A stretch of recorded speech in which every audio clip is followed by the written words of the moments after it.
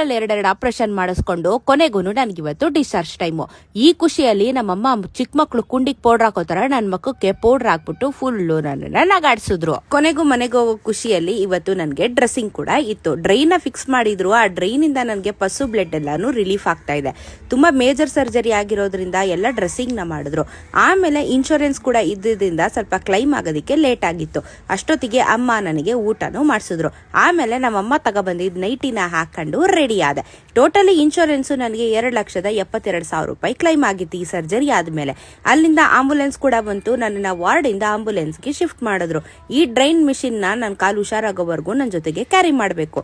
ನಾನಿದ್ದಿದ್ 3ನೇ ಫ್ಲೋರ್ ಆಗಿದ್ದರಿಂದ ನನ್ನ ಸ್ಟ್ರಕ್ಚರ್ ಅಲ್ಲಿ ಎಷ್ಟು ಜನ ಎತ್ಕೊಂಡ್ಬಂದು ಮನೆಗೆ ಹಾಕಿದ್ರು ಗೊತ್ತಾ? ಯಾಕಂದ್ರೆ ಒಂದು ಚೂರು ಕೂಡ ನನ್ನ ಕಾಲು ಶೇಕ್ ಆಗೋ ಹಾಗಿಲ್ಲ. ತುಂಬಾ ನಿಧಾನಕ್ಕೆ ನಮ್ಮ ಓನರ್ ಮಕ್ಕಳು ಎಲ್ಲರೂ ಸೇರ್ಕೊಂಡು ಹೆಲ್ಪ್ ಮಾಡಿ ಮೇಲ್ ಕರ್ಸಿದ್ರು. ಬರ್ತಾ ಇದ್ದಂಗೆ ನನ್ನ ಮಕ್ಕಳು ನನ್ಗೋಸ್ಕರ ಕಾಯ್ತಾ ಇದ್ರು. ಅವ್ರನ್ನ ನೋಡಿದ ತಕ್ಷಣ ನನಗೆ ತುಂಬಾನೇ ಅಳು ಬಂದ್ಬಿಡ್ತು.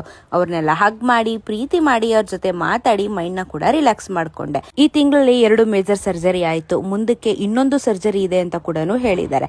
ಹಾಗಾಗಿ ಕಂಪ್ಲೀಟ್ ಆಗಿ 2 ಮಂತ್ಸ್ ಬೆಡ್ ರೆಸ್ಟ್ ಮಾಡ್ಲೇಬೇಕಾಗಿರುವಂತ ಪರಿಸ್ಥಿತಿ ಬಂದಿದೆ. ಬಟ್ ನನ್ಗೆ ಇವತ್ತಿಗೂ ಕಾನ್ಫಿಡೆನ್ಸ್ ಅಂಡ್ ಧೈರ್ಯ 2 ಇದೆ. ನಾನು ಬೇಗ ಹುಷಾರಾಗಿ ಮತ್ತೆ ಟ್ರ್ಯಾಕಿಗೆ ಬರ್ತೀನಿ ಅಂತ.